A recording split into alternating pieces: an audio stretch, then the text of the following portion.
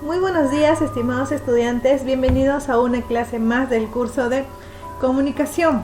¿Ya? El día de hoy vamos a hablar de un tema muy importante. ¿Ya? Les pido por favor que presten mucha atención, porque si es que no prestas mucha atención, entonces te vas a perder, ¿ya? Y no vas a entender. Así que necesito del 100% de toda su atención. Muy bien, este es un tema muy importante, como les estaba mencionando, ya, y es un tema de examen. Así que por favor, todos con sus 5000 sentidos aquí, bien atentos. El tema del día de hoy es enunciado, sujeto y estructura. Ya vamos a hablar de dos cositas acá. ¿Qué es un enunciado? Vamos a conocer también qué es el sujeto y la estructura del sujeto. Muy bien, esto ustedes ya lo deben conocer, pero igual el día de hoy lo vamos a reforzar y es posible que conozcamos cosas nuevas, ¿ya? Entonces, por favor, les pido toda su atención. El propósito de la clase de hoy es el enunciado y el sujeto en un contexto, ¿ya? Lo vamos a estudiar los dos en una sola clase. Muy bien, atentos, por favor, atentos, ¿ah? Enunciado. ¿Qué es el enunciado? El enunciado es la unidad mínima de comunicación. Si yo digo hola, es un enunciado, ¿ya? Entonces es la unidad mínima de comunicación. O también se puede decir que es una palabra o conjunto de palabras que comunican una idea. Eso es el enunciado. Entonces, como les decía, hola, si yo digo hola, ¿cómo estás? Es un enunciado, es una unidad mínima de comunicación, ya que puede ser una sola palabra o un conjunto de palabras que comunican una idea. A su vez, ya el enunciado se divide en dos, del enunciado, ya se divide en frase y se divide en oración. Entonces quiere decir que tanto la frase como la oración son un enunciado. Bien, entonces el enunciado tiene estas dos clases. Una es la frase, ¿ya? Y la oración. ¿Pero qué es la frase y qué es la diferencia de la oración? La frase es un enunciado que no tiene verbo conjugado. ¿Qué significa verbo conjugado? Ustedes ya saben, verbo conjugado es aquel verbo que tiene desinencias verbales. Esta tiene que tener persona, número, tiempo, modo y ¿qué más? Aspecto. Entonces, si es que este verbo no tiene estas desinencias verbales que acabo de mencionar, es un verbo que no está conjugado. Entonces, una frase no tiene un verbo conjugado. Ejemplo, hola Ana. ¿Acá hay un verbo? No, es una frase. ¿Y es un enunciado? Sí, es un enunciado. Ahora, la oración. La oración, a diferencia de la frase, tiene un verbo. Ya es una palabra o conjunto de palabras ordenadas y relacionadas entre sí, que tienen un sentido completo. Esa es la característica principal de la oración. La oración es un conjunto de palabras que tienen un sentido completo. Las oraciones siempre empiezan con ¿qué? Eso siempre les digo a ustedes cuando les hago que participen y escriban oraciones. Siempre empieza con mayúscula y termina con un punto. Esto no lo olviden, ¿ya? Porque esto es parte de la evaluación. Ejemplo, la ballena es un animal mamífero. A ver, ¿es oración? Sí. ¿Por qué? ¿Porque tiene sentido completo? Sí tiene sentido completo. ¿Tiene verbo? Sí, el verbo es.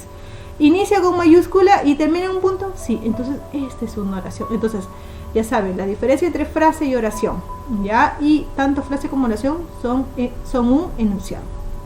Pero para que les quede mucho más claro, ¿qué diferencia hay entre frase y oración? La frase no tiene sentido completo, la oración sí. La frase no tiene verbo conjugado, la oración sí tiene verbo conjugado. La frase no puede dividirse en sujeto y predicado, la oración sí. Ejemplo de frase, un día soleado. ¿Tiene verbo conjugado? No. Entonces carece de verbo. ¿Puede dividirse en sujeto y predicado? No. Esta es una frase. Y la oración, ejemplo, Ana toma café. ¿Esta tiene sentido completo? Sí. ¿Puede dividirse en sujeto y predicado? Sí. Entonces, ¿tiene sentido completo? También. Entonces, toma es el verbo conjugado. La oración y la frase, como les había mencionado, ambas forman parte del enunciado. Ahora, nos vamos a enfocar en la oración porque de la frase ya no hay mucho más que decir. La oración tiene sus criterios: semántico, o sea, por su significado, sintáctico, por su función, y morfológico, por su forma. Semántico, ya, por su significado, la oración tiene sentido completo, ya sabemos. sintáctico, o sea, por su función posee independencia sintáctica porque termina en punto. Y morfológico, presenta concordancia gramatical, es decir, concuerdan entre sí toda la oración, como tienen un sentido completo, entonces tienen que concordar en género y en número. Por ejemplo, yo no puedo decir alumno estudiosos, no, tengo que decir los alumnos estudiosos, tienen que concordar en género y en número. Muy bien, pero ¿qué es la oración? Ustedes ya saben qué es la oración. Es un conjunto de palabras que tienen sentido completo, ¿cierto? Presenta un verbo, puede dividirse en sujeto y predicado. Ejemplo, la niña salta la soga. Esto de acá ya lo sabemos desde primaria. Ustedes ya saben que la oración se divide en sujeto y en predicado. Muy bien. Ahora, la oración, ya según su criterio semántico, acá semántico, ya vamos a ver sus dos aspectos, semántico, o sea, por su significado, y vamos a ver también según su criterio sintáctico, es decir, por su función. Morfológico, ya sabemos que solamente concuerda con género y número las palabras entre sí, ¿ya? Por ejemplo, vuelvo a repetir, no puedo decir las niños, tengo que decir los niños. Por eso se dice que morfológicamente la oración tiene que concordar con género y número. Atención acá. Entonces empezamos. Criterio semántico. Las oraciones, las clases de oraciones vamos a ver según la intención del hablante. O sea, según la intención del hablante, las oraciones pueden ser de 7 clases. Pueden ser enunciativas, ustedes ya saben, interrogativas, exclamativas, imperativas, desiderativas, dubitativas y exhortativas. Bien. Enunciativas pueden ser afirmativas o negativas. ¿Y en qué caso se puede dar esto? Ustedes ya lo saben, que enunciativa es cuando nos brinda una información que puede ser afirmativa o negativa. Afirmativa, ejemplo, los tulipanes florecieron ayer. Bien. Negativa, Juan no fue al colegio. Esta es una, entonces, oración, ya según la intención del hablante, del tipo enunciativa, porque nos brinda información. Las interrogativas, fácil, ya son aquellas oraciones con las que se formula una pregunta. Exclamativas, una exclamación, su mismo nombre lo dice. Imperativas son aquellas oraciones que expresan una orden. Ejemplo, afirmativas, vete de aquí. Negativas, no apagues la luz. Están ambas, ya en cada una según su clase, afirmativa o negativa, están expresando que orden. Desiderativas, como su mismo nombre lo dice, deseo, expresan deseo. Y las dubitativas, su nombre también lo dice, dubitativas, expresan duda. Ejemplo, quizá no llueva hoy. Desiderativas, ya saben que es deseo, ojalá comamos macarrones. Y la exhortativa, ¿qué podemos decir sobre la exhortativa? La exhortativa expresa un ruego, entonces no lo confundas. La desiderativa es un deseo y la exhortativa es un ruego. Ejemplo, por favor, apoya a tu mamá. ¿Ya? Entonces, por favor, diferencia enunciativas, interrogativas, exclamativas, imperativas, desiderativas, dubitativas y exhortativas. Esto ya lo conocen ustedes.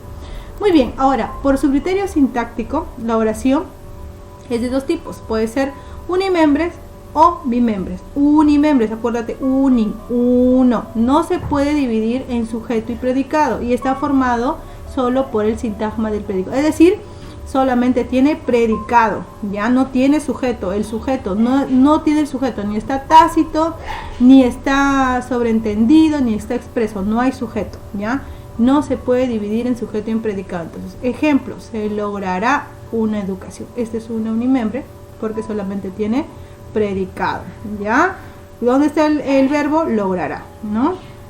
Entonces solamente tiene un verbo, es parte del predicado, ya no, por no tener sujeto, entonces es una oración unimembre. Y acá también hay otra, éxitos, por ejemplo, es unimembre. Bimembre, a diferencia, dos, ya este de acá se caracteriza porque se puede dividir en sujeto y predicado y están formados por los dos sintagmas, obviamente el sintagma del sujeto y el sintagma del predicado. Ejemplo, el respeto debe ser la base de la sociedad justa. Entonces, obviamente, se la podemos dividir. ¿Quién debe ser la base de la sociedad justa? El respeto es el sujeto y lo demás es el predicado. Muy bien.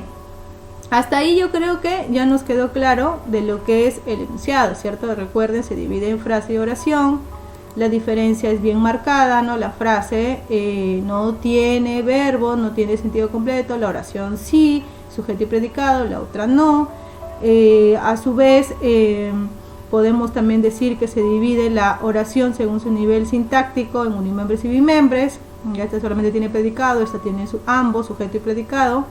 Ya en su criterio semántico ya sabemos que hay 7 clases de oraciones según la intención del hablante, es decir, cómo lo dice. Ya les expliqué. Ahora vamos a ver sobre el sujeto. El sujeto es el elemento de quien se dice algo en la oración. Ya, eso simplemente es el sujeto. Ya sabemos que para descubrir el sujeto hacemos la pregunta quién o quiénes al verbo, dependiendo si está en singular o en plural. Las clases, ya según su núcleo, estas pueden ser simple o compuesto. Simple cuando tiene un solo núcleo, ya un solo núcleo tiene el sujeto. Por ejemplo, María es respetuosa, un solo núcleo. Compuesto, ya es cuando consta de 2 o más núcleos. Por ejemplo, María y Juan son respetuosos. Según su presencia, ya del sujeto, el sujeto puede ser expreso o tácito. Expreso es decir, cuando está en la oración, se ve en la oración. Ejemplo, María es estudiosa. Y tácito cuando no está sobreentendido. Ejemplo, hoy no trabajan. ¿A quién se refiere? A ustedes. Según la voz, ya según la voz en la que esté el sujeto, este puede ser activo o pasivo. Activo es cuando el sujeto realiza la acción, la oración. Ejemplo, María estudia comunicación. ¿Quién estudia comunicación? María. María está realizando la acción. Y pasivo es cuando el sujeto es el que recibe la acción. Ejemplo, las uvas serán comidas por Mía. Ahí está, mira la diferencia. Ya las uvas serán comidas por Mía. La estructura es simple, ya no nos hagamos acá, no nos compliquemos demasiado. La estructura es simple. La estructura tiene 2 partes muy importantes en su estructura el sujeto, que son el núcleo del sujeto y los modificadores. El núcleo del sujeto es la parte más importante del sujeto, es la parte más importante, ya de la que dependen los modificadores, es decir, del núcleo del sujeto dependen los modificadores. Si no hay núcleo, no hay modificadores. Acá entonces el núcleo es la palabra más importante de la que dependen los modificadores. Puede ser un sustantivo, en su mayoría siempre es un sustantivo o una palabra sustantivada. Que acá, ya obviamente ustedes saben que es un sustantivo, ¿cierto? El sustantivo es el nombre, ¿cierto? El nombre de una persona, animal, cosa o lugar. Ese siempre es sustantivo, acá no se equivoquen, esto lo vienen viendo desde primaria, repito. Y el sustantivo siempre es el núcleo del sujeto, la parte más importante del sujeto. O una palabra sustantivada. La palabra sustantivada ya la hemos visto, ya está en determinante, ¿se acuerdan? Que el artículo lo puede sustantivar un adjetivo, un adverbio, un adverbio también, ¿qué más? Una preposición incluso hasta puede ya sustantivar. Entonces el artículo, por ejemplo, cuando yo digo lo bello es verte cada día. Lo bello, bello ya sabemos que por sí sola es un adjetivo, pero el yo decir lo bello es el sustantivo. Y bello hace la función ahí de una palabra sustantivada, es la más importante. Por eso es que le decía, eso ya lo hemos visto en la clase de los determinantes. Muy bien, acá tengo un ejemplo. Sebastián presenta su proyecto, donde Sebastián es un sustantivo, ¿cierto? Entonces acá no hay más duda. Al ser sustantivo, entonces este es el núcleo del sujeto. Y el núcleo sujeto siempre, ¿dónde está? En el sujeto, obviamente. No lo vas a ubicar el núcleo sujeto en el predicado, ¿verdad? Y de los modificadores, el modificador directo, indirecto y aposición. Es fácil, presten atención. Modificador directo es los determinantes, ya que puede ser un artículo, y ustedes ya saben ya, modificador directo siempre es un determinante. Puede ser un artículo, ya puede ser un posesivo, puede ser un indefinido, ya ustedes ya saben ya. Entonces, ejemplo, el puente Inca es asombroso, donde puente es el nombre de una cosa, ¿cierto? Entonces este es el núcleo del sujeto. Acá está los modificadores directos. Él es un artículo, Inca es el adjetivo, ¿cierto? Entonces recuerden, siempre el modificador directo son los determinantes o también un adjetivo.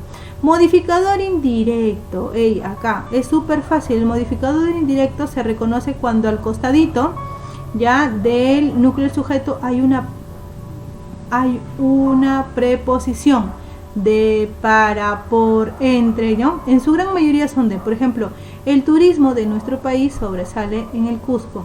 El turismo de nuestro país es el sujeto, ¿cierto? Acá trabajamos. Entonces, él es un determinante, ¿cierto? Un artículo, es un modificador directo. Turismo es el núcleo del sujeto. Y de nuestro país, como está, mira, la preposición de, todo lo que está allí, de nuestro país, es un modificador indirecto. Y la aposición es súper simple. Complementa el núcleo y sujeto y puede ser explicativa o especificativa.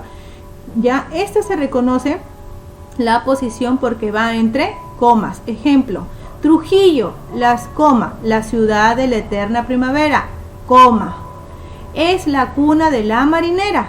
Entonces Trujillo, capital de la eterna primavera, es el sujeto. Donde Trujillo es el NS, el núcleo del sujeto.